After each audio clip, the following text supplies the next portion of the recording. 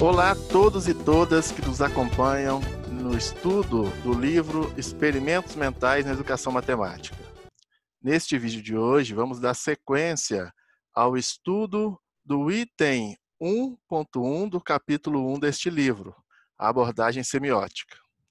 Algumas situações dos vídeos anteriores que possa ter causado dúvidas, a gente vai ao longo de todo o processo tentando aí dirimir todas as dificuldades que ficaram. Caso tenha dúvidas mais específicas e queira conversar com o professor, é só entrar em contato conosco pelo nosso e-mail ou acessar o nosso blog. Vamos lá então, continuando o nosso estudo. Hoje, especificamente, nós vamos lá na página 29 do livro, falar um pouquinho sobre as ideias que Peirce vem trazendo em termos de argumentos.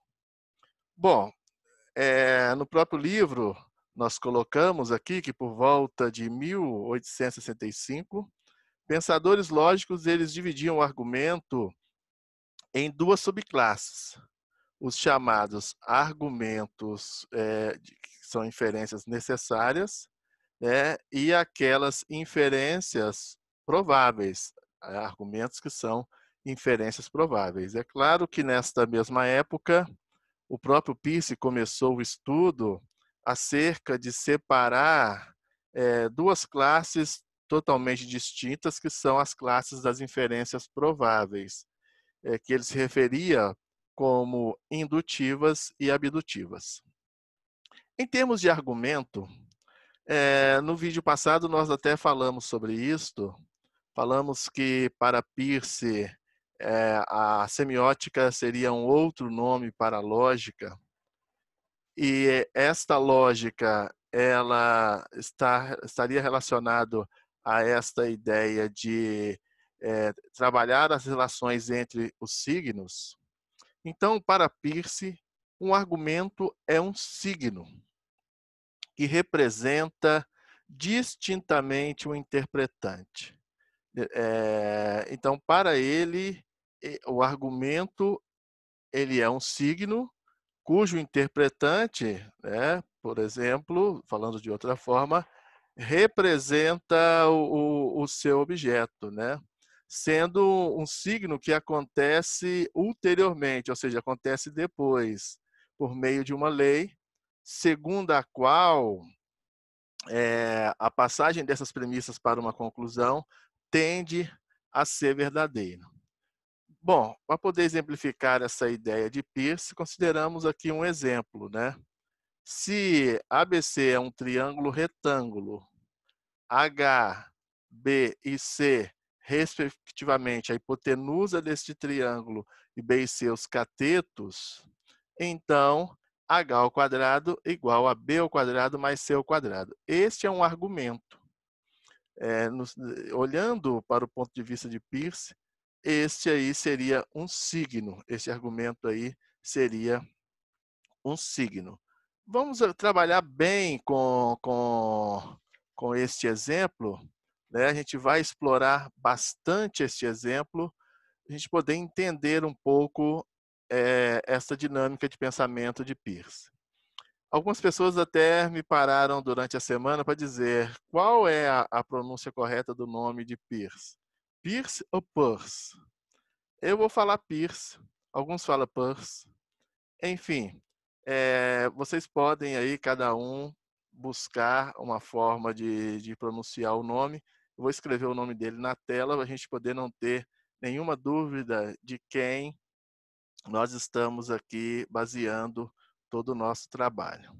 Então, tocando neste ponto do exemplo que foi colocado, né, a gente pode, por exemplo, aqui entender, nessas outras palavras aí que Peirce coloca, que nós temos ali um signo que é todo esse argumento. E um ponto interessante que eu escrevi no livro, que é o seguinte, vocês vão acompanhar na tela o que vai acontecer, e aí a gente vai discutindo e tentando exemplificar da melhor forma possível. Aquilo que resta, aqui nós temos um argumento, ou seja, aqui nós temos uma proposição. aquilo que resta deste argumento, depois que a gente remove dele o seu sujeito, é o que nós chamamos de termo, né, denominado seu predicado. Então, o termo, que é o seu predicado, no caso, é a conclusão ao qual nós estamos querendo chegar. Quando a gente, desse mesmo argumento, a gente remove a conclusão, o que sobra são as premissas. Então, removendo a conclusão, nós temos aqui uma proposição, no caso, que é a sua ou suas premissas. Então, fica bem exemplificado aqui, né, no exemplo que nós trouxemos, que se a gente, por exemplo, retirar a conclusão h² igual a b² mais c², vai sobrar, então, triângulo retângulo ABC, e H, B e C, respectivamente, hipotenusa, e catetos desse triângulo são as nossas premissas. Ao passo de que, removendo o sujeito, que estão aí contidos nas premissas, o que sobra é o termo, ou o predicado, ou a conclusão do nosso argumento, baseando-se nesta ideia de Peirce. Bem, e Peirce também classifica os 3 tipos de argumentos: dedução, indução e abdução. São os 3 tipos de argumentos que Peirce classifica. Ele fala que a dedução, vocês podem perceber que isso está lá na página 29 do livro. É claro que aqui no vídeo eu vou fazer mais alguns incrementos, para a gente poder continuar a nossa discussão. Então, ele fala que a dedução seria o modo de raciocínio que examina o estado de coisas colocadas nas premissas de um argumento, e que elabora um diagrama desse estado de coisas, que percebe nas partes deste diagrama relações que não estejam explicitamente mencionadas.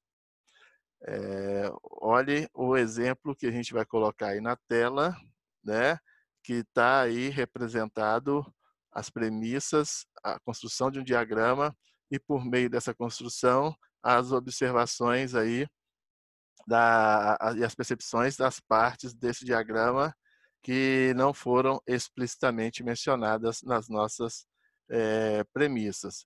E que se assegura por meio de experimentos mentais. Olha, já tem aí alguma ideia que traz aí o conceito de experimentos mentais sobre o diagrama, e que essas relações sempre subsistiram, ou pelo menos subsistiram num certo número de casos, e que conclui pela necessária ou provável validade ou verdade dessas relações. Bom, para ficar bem mais claro, o que nós estamos pretendendo colocar, está aqui, por exemplo, o diagrama posto, né, aí na nossa tela. Podemos buscar alguns casos, por exemplo, que, como foi dito ali, né, alguns casos que subsistiram, né, um certo número. No caso, esse aqui é o mais emblemático, é o que mais aparece no ensino deste conteúdo, por exemplo, né, quando é dado esta proposição. Enfim, este, então, é o processo dedutivo, e daqui a pouquinho a gente vai falar um pouco mais sobre isso, porque a gente vai para a segunda classificação de argumentos, que são os argumentos indutivos, que seria o modo de raciocínio que adota uma conclusão como aproximada, né, por ser resultado de um método aí de inferências que, no geral, vai conduzir a esta verdade, né? Seria assim: pega uma série particular de observações de certo fenômeno, e por meio dessa série particular se conjectura ou se chega à conclusão daquilo ao qual se pretende dizer verdadeira ou não. O exemplo que está aí na tela, né? Nós temos aqui vários triângulos retângulos, cujos lados têm essas seguintes medidas aí, por meio dessa tríade. Cada tríade dessa aí corresponde às medidas de hipotenusa e catetos do triângulo retângulo, né? De cada triângulo retângulo considerado, melhor dizendo. Então, verifica-se que 5 ao quadrado é igual a 4 ao quadrado mais 3 ao quadrado, que 10 ao quadrado é igual a 8 ao quadrado mais 6 ao quadrado, e assim um número tal de exemplos de triângulos, né? E que no final dão para o triângulo de hipotenusa H e catetos B e C, né? H ao quadrado igual a B ao quadrado mais C ao quadrado. Então, este é um método indutivo. Agora, nós temos o argumento abdutivo, que é a adoção provisória de uma hipótese, em virtude de serem passíveis de verificações experimentais. É uma espécie de intuição, como o Peirce fala, que tende a buscar uma conclusão pela interpretação de sinais indiciais de signos. Ela tem a capacidade, e aqui eu estou citando o Peirce na sua essência, de produzir novos conhecimentos. Media a existência da situação problema apresentada e a obtenção dos resultados que a gente pretende chegar, né? Peirce fala, e isso eu também coloquei no livro, uma citação direta dele, que a abdução é de onde vêm todas as ideias da ciência, em especial da matemática, no nosso caso em especial, né? Consiste em estudar fatos e projetar uma teoria para poder explicar esses fatos. Bem, eu ainda gostaria de ficar naquele nosso argumento. E aqui eu vou pedir licença a vocês para compartilhar a tela do meu computador com vocês. Então, eu estou compartilhando a tela do meu computador, estou aparecendo aqui ao lado. E aqui é o programa GeoGebra. Voltando ao exemplo, a gente poder entender bem a questão da abdução, agora com a tela compartilhada e aqui o uso do GeoGebra, nós vamos aqui iniciar construindo um triângulo retângulo. Estou aproveitando aqui a malha quadriculada simplesmente para dar a gente aqui condições de fazer um triângulo retângulo, e vamos verificar aqui de uma forma bem mais prática. Note, é um triângulo retângulo. Agora, a malha não vai ser mais necessária. A gente pode aqui, por exemplo, tirar esta malha. Desculpe, vou compartilhar novamente aqui a tela. Então, está aqui o nosso triângulo retângulo. Está aqui o nosso triângulo retângulo. E vamos trabalhar com este triângulo aqui, esta ideia do argumento abdutivo, né, desenvolver fatos e discutir agora na sequência como esses fatos aí possam ser desenvolvidos por meio de uma teoria. Bom, pelo que está sendo dado na hipótese do nosso problema, é que nós temos aqui uma hipotenusa H e nós temos aqui um cateto B e um outro cateto C. E o nosso argumento, né, ele tem ali como conclusão, como termo, verificar que H ao quadrado é igual a B ao quadrado mais C ao quadrado. Bom, em termos abdutivos, a gente pode pensar na seguinte hipótese. Podemos estender este cateto aqui, por exemplo, por meio de uma semirreta, e estender este outro cateto aqui também por meio de uma semirreta. Ora, o que nos garante que podemos fazer a extensão desses catetos busca-se uma teoria que sustente. No caso aqui, a geometria euclidiana, os seus postulados, né, dizendo que você pode estender a reta para ambos os lados, né? Reta, no livro de Euclides, entende-se segmento de retas. Bom, neste caso, nós vamos transportar aqui o lado C para esta semirreta aqui em cima. Vou até marcar aqui. Transportamos, então, C para essa semirreta. E vamos transportar B para essa semirreta a partir deste ponto aqui, que no caso, só para a gente nomear, porque lá no nosso problema estava o triângulo ABC, vamos manter esta nomeação para a discussão aqui no nosso exemplo de como a abdução funciona, o argumento abdutivo funciona. Então, nós transportamos esses lados, né, esses dois lados, para cá e aqui para baixo. Ora, agora, trabalhando com paralelas, a gente vai pegar uma paralela a esse lado de baixo, passando por este ponto aqui em cima, e uma paralela a este lado aqui, passando por este outro ponto. E aí vamos marcar lá a interseção.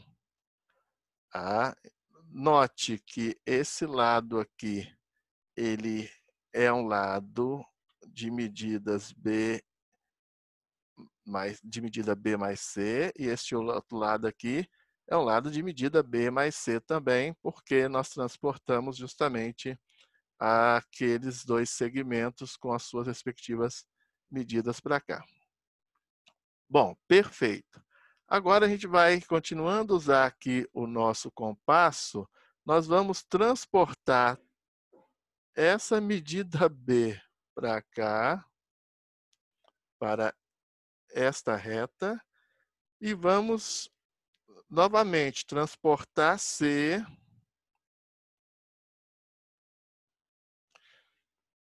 para este ponto aqui, marcando aqui a nossa interseção.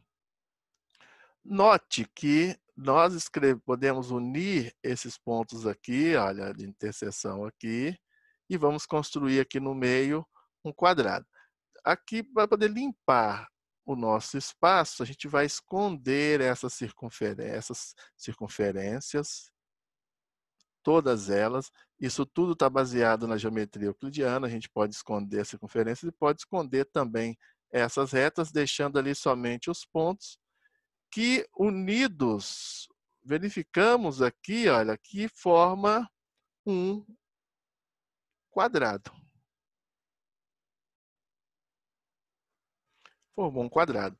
Também verificamos que aqui dentro nós temos uma figura, um quadrilátero, e medindo os seus ângulos, olha, o que a gente verifica? Verifica que este quadrilátero também ele é um quadrado. Então, nós temos aqui dentro um quadrado e do lado de fora um quadrado.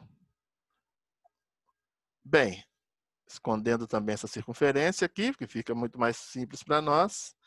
Ora, desculpa, isso geralmente acontece, né? E como está travando um pouquinho, está havendo uma demora no desenvolvimento desse experimento. Bom, pronto, voltou. Agora a gente vai pegar e nós vamos esconder essa circunferência. Chegamos a esta conclusão. Ora, nada disto que nós estamos fazendo aqui está posto lá nas premissas do nosso problema. Tá? Nós estamos aqui também levantando uma hipótese de que a gente possa fazer todo esse procedimento para se chegar a esse quadrado. E neste quadrado, discutir basicamente a relação entre a área do quadrado agora de lado B e C e verificar que, ao discutir esta área, ela é basicamente a soma das áreas dos 4 triângulos que estão ali. Então, quer dizer, se eu pegar os 4 triângulos, o triângulo, no caso de lado BC, vai ser BC sobre 2 vezes 4, então vão ser 2BC mais a altura, que no caso é um quadrado que está aqui no interior.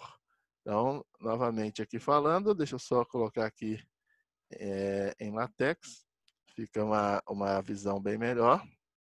Então, nós chegamos a esta conclusão, olhando agora para o que surgiu aqui no decorrer das nossas hipóteses levantadas, de estender o lado, de transportar segmentos e construir esse quadrado maior e ali dentro encontrar aquele quadradinho ali de lado H. Ao desenvolver essa situação aqui, nós vamos chegar à conclusão de que essa etapa aqui, deixa eu só abrir aqui o argumento, desenvolvendo aquele produto notável, a gente vai ter b ao quadrado mais 2bc mais c ao quadrado igual a 2bc mais h ao quadrado. E vamos chegar, então, a esta situação. Ora, chegando nessa situação, como BC é comum os dois lados aqui, podemos concluir, então, que b ao quadrado mais c ao quadrado é igual a h ao quadrado.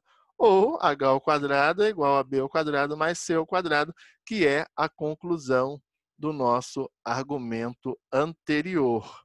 Então, a abdução, ela nos ajuda a compreender ou a chegar à compreensão de determinadas situações. Foi isso que a abdução fez nesse processo. Mas alguém poderia perguntar, William, mas tudo que você fez aí não está no âmbito da dedução? Sim, mas só foi possível desenvolver o experimento num processo dedutivo assumindo algumas hipóteses provisórias. No caso, a construção desse quadrado, as áreas, a construção do quadrado de lado H. Ou seja, na dedução tem-se abdução. E foi um dos pontos muito interessantes, porque lá no livro, na página 29, nós fechamos basicamente esse assunto, para depois constituir a ideia de sinais de Peirce, desta forma: a dedução conecta processos abdutivos, como vimos, e também processos intuitivos. A gente teve que considerar algumas situações, além também de iniciar com um processo indutivo. Você pega alguns casos em particular, e verifica que esses casos vêm dando algum resultado, Então, e depois você parte para uma ideia mais geral. Só que essa ideia mais geral só foi possível no nosso argumento por meio de um processo abdutivo, que está ali conectado ao desenvolvimento dedutivo do nosso conhecimento. Lembrando que dedução é conhecido como raciocínio matemático, mas depois a gente vai falar com mais detalhes sobre isso. Agradeço a todos, então, por ter curtido conosco esta apresentação, este vídeo, e vamos para um próximo vídeo aí buscar, nas nossas compreensões, aumentar o nosso grau de conhecimento sobre esses assuntos, e integrar com tudo aquilo que este livro vem trazer. Espero que tenham gostado e até o próximo vídeo.